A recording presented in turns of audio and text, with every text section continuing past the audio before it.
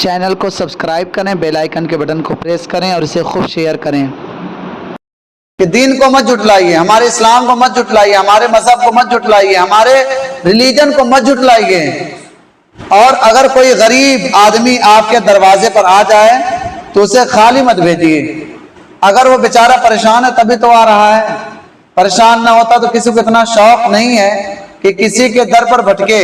ہاں کچھ پروفیشنل لوگ ہیں، اگر انہیں پہچان جائے کہ یہ اسی طرح کام ہی کرتا ہے، بدتمیزی کرتا ہی ہے، اس کی بھیک مانگنے کی عادت ہے، پروفیشنل ہے، تو پھر اسے منع کر سکتے ہیں آپ کہ جناب کام دھندہ کریے۔ اگر اس کے پاس کوئی عذر نہ ہو، تب اس کے پیر ہاتھ ٹوٹے ہوں گے، تکلیف میں ہوگا، تو ظاہر سی بات ہے وہ مانگے گا ہی، تو اسے ہم سب کو دینے کا حق بنتا ہے، کہ ہمارا رائٹ ہے کہ ہم اسے دیں۔ اللہ تعالیٰ ارشاد فرماتا ہے فَذَلِكَ الَّذِي يَدْعُو الْيَتِيمَ، پھر وہ ہے جو یتیم کو دھکے دیتا ہے، یعنی جو اسلام کو جھٹلائے گا اس کے اندر بڑی برائی پائی جائیں گی۔ جس نے اسلام کو ہی نہیں مانا تو بزرگوں کو کیوں مانے گا، وہ اپنے بڑوں کا ادب کیوں کرے گا، اپنے چھوٹوں سے محبت کیوں کرے گا، مدینہ کو شریف کیوں کہے گا، مکہ کو شریف کیوں کہے گا، اجمیر کو شریف کیوں کہے گا، وہ شریف خود ہی نہیں ہے تو شریف کہے گا کہے کو۔ اسی طرح ایک شخص تھا، ایک مولانا سے بحث چل رہی تھی، اس نے کہا کہ تم لوگ یار ہر چیز کو شریف بنا دیتے ہو، اجمیر شریف، کچوچا شریف، کلیر شریف، شریف تو دو ہی جگہ ہیں صرف۔ کہنے لگے کیا؟ کہا مکہ شریف اور مدینہ شریف۔ تو آپ نے کہا تو چور ہے، تو بدماش ہے۔ کہنے لگے کہ مجھے چور بدماش کیوں کہہ رہے ہو؟ تو مولانا نے کہا تو ہی تو کہہ رہا تھا صرف دو ہی شریف ہیں، مکہ شریف اور مدینہ شریف۔ تو شریف ہر وہ شخص ہے جس کو نبی سے نسبت ہو جاتی ہے۔ اجمیر کو مکے سے نسبت ہے، کلیر کو مکے سے نسبت ہے، کچوچا کو مکے سے نسبت ہے، تو جس کو مکہ اور مدینہ سے نسبت ہوگی وہ شریف ہوگا۔ تو اللہ تبارک و تعالیٰ یہاں ارشاد فرما رہا ہے پھر وہ ہے جو یتیم کو دھکے دیتا ہے۔ یتیم کسے کہتے ہیں؟ جس کے ماں باپ نہ ہو، جو بیچارہ یتیم غریب ہو، کھانے کو ترس رہا ہو یا پریشان ہو، اسے یتیم کہتے ہیں۔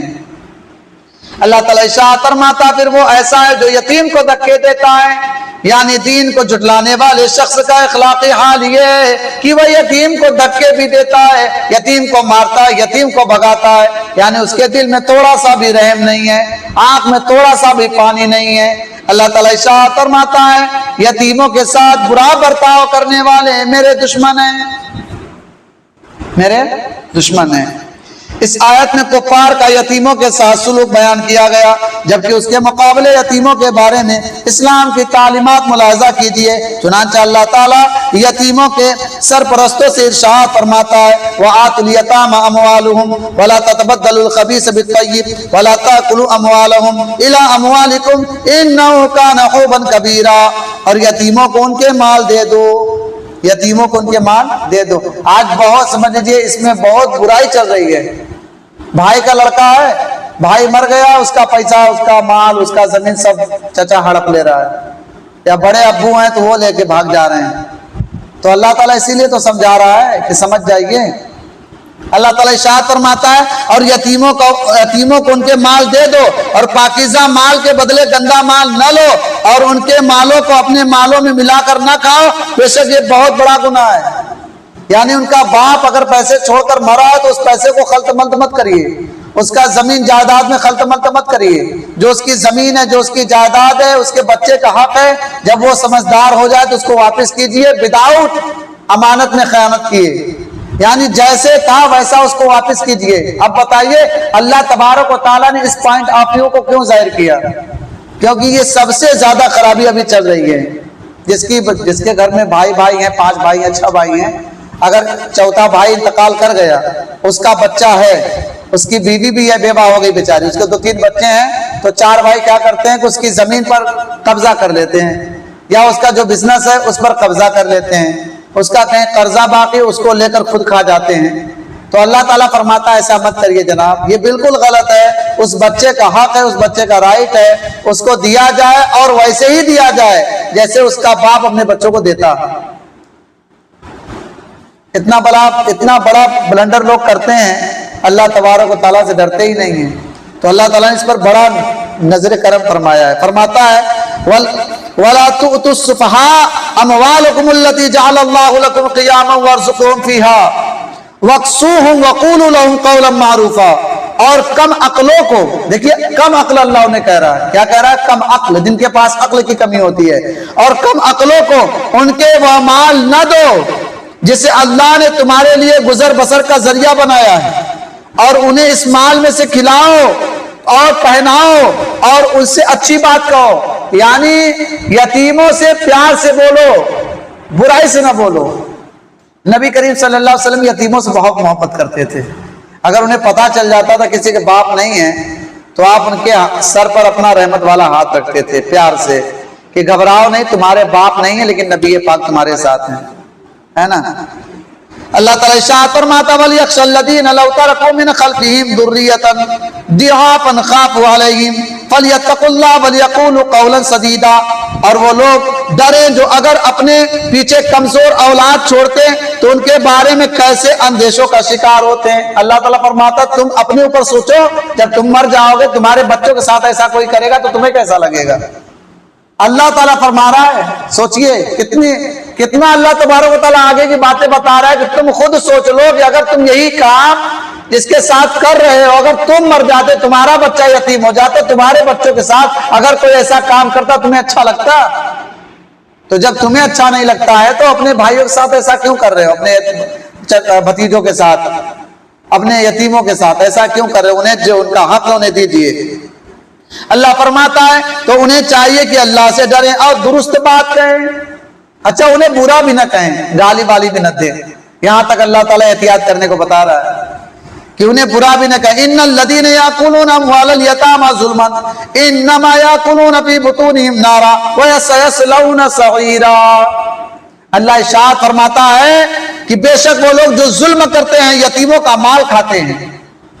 کیا کرتے ہیں؟ ظلم کرتے ہیں، یتیموں کا مال کھاتے ہیں. وہ اپنے پیٹ میں بالکل آگ بھرتے ہیں، آگ.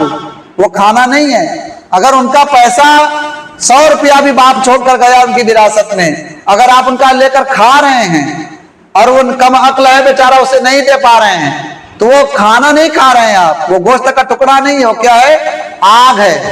پیٹ میں آگ بھر رہے ہیں. اور اللہ تعالیٰ ارشاد فرماتا ہے اور ان قریب یہ لوگ بھڑکتی ہوئی آگ میں جائیں گے کیونکہ ان کے پیٹ میں پہلے سے آگ موجود ہے اور آگ کی جگہ آگ ہے. تو اب نظر اٹھا کے دیکھیں کوئی بچ رہا ہے کیا؟ اپنے پڑوسی ہیں ان کا بھی مال کھا جا رہے ہیں، ان کے بچوں کا بھی مال کھا جا رہے ہیں. یتیم کسے کہتے ہیں؟ آپ کے والد صاحب ہیں؟ نہیں ہے نا؟ آپ بھی یتیم ہیں. میرے ابا نہیں، میں بھی یتیم ہوں. ان کے ماں باپ نہیں، وہ بھی یتیم. تو یتیم تو پورا دنیا دھیرے دھیرے ہو رہا ہے. تو اسی لیے اللہ تعالیٰ نے اس پر بہت بڑی نظر کرم فرمائی کہ ایسا بالکل نہ کریں، کسی کو تکلیف نہ دیں. ایک حدیث پاک سن لیجیے. اور حضرت ابو ہریرہ رضی اللہ تعالیٰ عنہ سے روایت ہے، رسول کریم صلی اللہ علیہ وسلم نے ارشاد فرمایا مسلمانوں میں بہترین گھر وہ گھر ہے جس میں یتیم ہو اور اس کے ساتھ اچھا سلوک کیا جاتا ہو. کیا فرمایا؟ اچھا گھر وہی ہے جس میں یتیم پل رہا ہو، اس کے ساتھ اچھا سلوک کیا جاتا ہو. باپ مر گیا، بڑا بھائی اپنے بھائی کے ساتھ غلط کر رہا ہے. بڑے بھائی کا جو درجہ ہے وہ باپ کی جگہ ہے، نماز بھائی.